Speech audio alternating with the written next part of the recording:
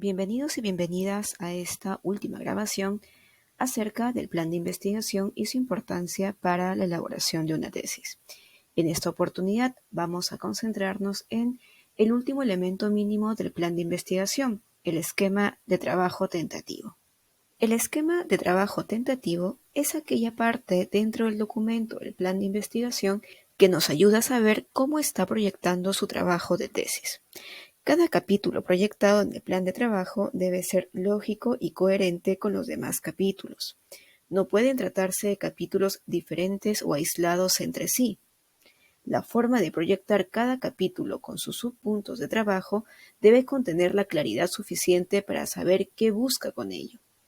Resulta muy común que el esquema tentativo de trabajo se vea ajustado conforme se avanza con el desarrollo de la tesis, pues en la medida en que cada investigador o investigadora se informa más sobre su tema, encuentra una mejor forma de enfocar la redacción, el alcance y el orden de su documento.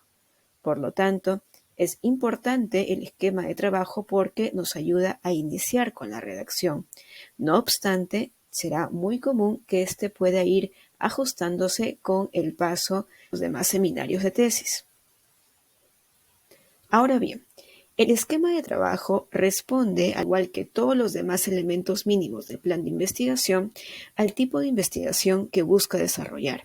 Es así que la propuesta para una investigación de corte dogmático será muy diferente a una propuesta de investigación de corte criminológico o político-criminal. Vamos a ver muy brevemente qué es lo que espera la maestría para cada uno de estos esquemas de acuerdo al campo donde se concentra su investigación. Así, por ejemplo, en una investigación de tipo dogmática tendremos la siguiente propuesta: título, sumilla, introducción, capítulo 1, capítulo 2, capítulo 3, conclusiones y bibliografía. Este es un esquema que debe seguirse para la elaboración de la tesis o del artículo de investigación correspondiente. Así, se está buscando seguir las propuestas de redacción de un artículo de investigación que debe uno presentar en una revista indexada. No estamos más ante formulaciones donde los capítulos estaban divididos en números romanos, sino que vamos a mantener una redacción simple para concebir cada uno de ellos. Asimismo, la propuesta de 3 capítulos es más que suficiente para poder contener todas las ideas que cada uno de ustedes puede presentar, con lo cual, ante propuestas de mayor desarrollo, por ejemplo, que contengan 4 o 5 capítulos, deben ser aprobadas previamente por su asesor o asesora de tesis. También tengan en cuenta lo siguiente: solamente se enumera el cuerpo de la investigación y no los demás extremos. Así, por ejemplo, ni título, ni sumilla, ni introducción, ni conclusiones, ni bibliografía van numerados. Pero, ¿qué es lo que debe ir en cada uno de estos capítulos? El capítulo 1 presenta los contenidos que permiten plantear y comprender la pregunta de investigación.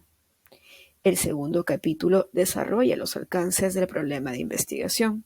Y el tercer capítulo desarrolla la hipótesis de trabajo. Esto es una sugerencia a efectos de saber qué debe contener cada uno de los capítulos. No obstante, el contenido y la proyección de cada uno de ellos debe ser revisada por su respectivo asesor o asesora de tesis. Ahora bien, solamente a forma de recordatorio, si bien el esquema de trabajo debe estar proyectado en el plan de investigación, recuerde que una vez aprobado el plan de investigación, esto es, una vez finalizado seminario de tesis 1 y cuando vaya a iniciar la redacción de la tesis en seminario de tesis 2, tenga en cuenta que deberá empezar por el capítulo 1.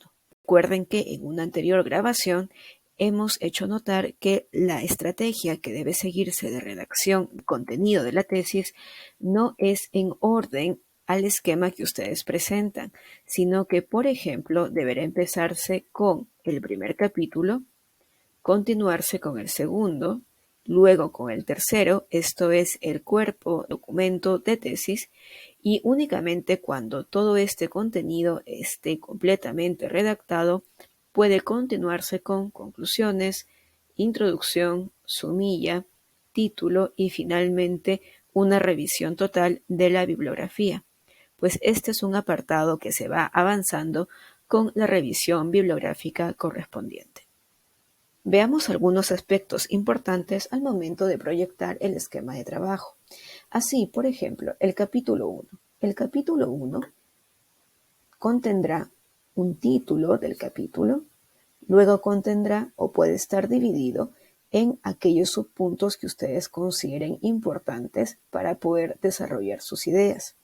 Asimismo, si necesitan una mayor división, deberán continuarla en letras minúsculas. Tengan en cuenta lo siguiente: solamente debe colocarse una numeración diferenciada cuando se tiene más de 2 aspectos de contenido. Así, por ejemplo, será completamente erróneo que ustedes coloquen un 1.1 si es que no existe un 1.2 de desarrollo, toda vez que si esto llegara a ocurrir, pues entonces el título del capítulo deberá ser aquel que le corresponde al 1.1. Veamos un pequeño ejemplo. Miremos este ejemplo. Imaginemos que nosotros hemos propuesto para una investigación dogmática en las grabaciones anteriores cuestionamiento a la formulación del delito de autoaborto a partir del contenido del derecho a la autodeterminación de la gestante desarrollado en la jurisprudencia de la Corte Interamericana de Derechos Humanos. Si este fuera nuestro trabajo de investigación y estamos proponiendo un esquema tentativo del capítulo 1, el capítulo 1 debe contener aquella información que nos permitirá plantear la pregunta de investigación. En ese sentido, por ejemplo, un primer aspecto que yo necesito comunicar a mi interlocutor, a mi lector, para que pueda comprender por qué me planteo mi pregunta de investigación, es que yo explique en qué consiste el delito de autoaborto y los aspectos de contenido jurídico que quiero identificar en este ilícito. Así, por ejemplo, un error muy común es que alguien coloque un 1.1 como formulación el bien jurídico protegido por el delito de autoaborto y coloque el literal A, la vida humana dependiente como bien jurídico. ¿Por qué esto es un error? Porque, como les decía hace unos minutos, no puedo realizar una subdivisión si es que no tengo 2 o más contenidos por desarrollar. Entonces, en este ejemplo, lo que tendría yo que hacer es eliminar esta subdivisión y tratar como 1.1 la formulación que antes he identificado como literal A. Entonces, yo podría cambiar el texto que tengo aquí como 1.1 y podría colocar la vida humana dependiente como bien jurídico protegido por el delito de autoaborto, ya que es el único contenido que voy a desarrollar en mi 1.1. Mantenerlo como estaba antes, es decir, únicamente una letra cuando no tengo mayores detalles que mostrar para este subtítulo, es absolutamente incorrecto. Avancemos un poco más y, por ejemplo, algo que les había señalado ya, una mejor propuesta de este primer error sería denominar al 1.1 como había yo proyectado el desarrollo solamente en un punto de este inicialmente. No obstante, también tenga en cuenta lo siguiente. Los títulos que yo le coloco a mis capítulos, los títulos y subtítulos, deben comunicar por sí mismos cuál es la idea que busco proyectar como parte de cada capítulo.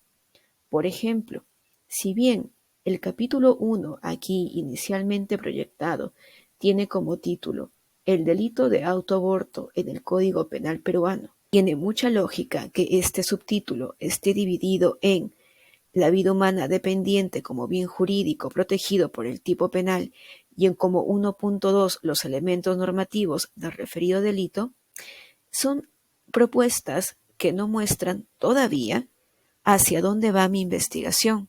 Son propuestas neutras. Y recordemos, una tesis o un artículo de investigación académica es la respuesta que doy a una pregunta. Nosotros podemos tener eso no como una respuesta neutra. Por el contrario, Una tesis o un artículo de investigación es la propuesta personal que hacemos sobre la respuesta que yo le doy a un problema jurídico. Así que es bueno que nuestro propio contenido de cada capítulo y de la redacción misma de nuestra investigación no siga una redacción completamente neutra. Por el contrario, la redacción de nuestros capítulos, no solamente en cuanto a los títulos, subtítulos, sino también al contenido en sí mismo, debe aportar y debe reflejar desde sí cuál es nuestra propuesta, cuál es nuestra postura que tomamos sobre una discusión académica determinada. Es por ello que una mejor propuesta que el nombre que debe darse al capítulo concreto podría ser lo siguiente: la vida humana dependiente protegida desde el tipo penal de autoaborto en el Código Penal peruano. ¿Y esto por qué? Porque este título que le doy al capítulo 1 recoge en mejor medida las otras dos formulaciones. Eso es muy importante que cada capítulo tenga personalidad y siga la personalidad de cada tesista. Entonces, si bien ya veremos en una grabación posterior referida a los temas de redacción, es absolutamente incorrecto que yo utilice redacciones o propuestas literarias. Esto no quita que yo pueda formular una redacción que siga la propuesta académica de cada tesista. Esto lo vamos a ver con mayor calma al momento de ver los aspectos referidos a la redacción del trabajo académico. No obstante, es importante que ustedes tengan esto en cuenta al momento de redactar la proyección de su esquema tentativo de trabajo. La proyección del esquema tentativo de trabajo debe estar a nivel de título y subtítulos. Esto que se les muestra en pantalla va en la línea de una investigación de corte dogmático. No obstante, esto puede cambiar cuando estamos ante investigaciones de diferente corte. Por ejemplo, esto va a cambiar ante una investigación de corte criminológico. En una investigación de corte criminológico, el contenido en sí mismo del plan de investigación en cuanto al esquema de trabajo va a sufrir una alteración.